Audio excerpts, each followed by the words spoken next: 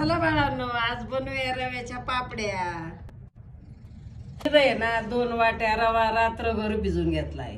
याच्यात आहे ना 5 वाट्या पाणी घालू. हे जिरे, मीठ, पाण्याला उकळी आली त्याच्यात रवा घालू. 3-4 मिनिटं झाले हे असं बनवायचं. पाणी कमी वाटलं ना तर वरून जरा गरम पाणी घाला.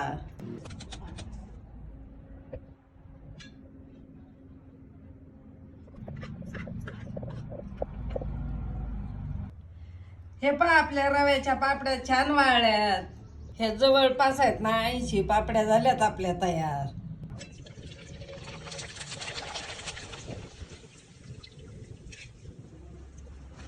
हे पहा ना आपल्या पापड्या चौपट फुलल्यात. ये बाळांनो पापडी खायला. एकदम माझ्या कुरुम कुरुम झाल्यात. तुम्हाला रव्याच्या पापड्या आवडल्या असं ना तर चला बरं पटपट लाईक करा आणि फॉलो करा.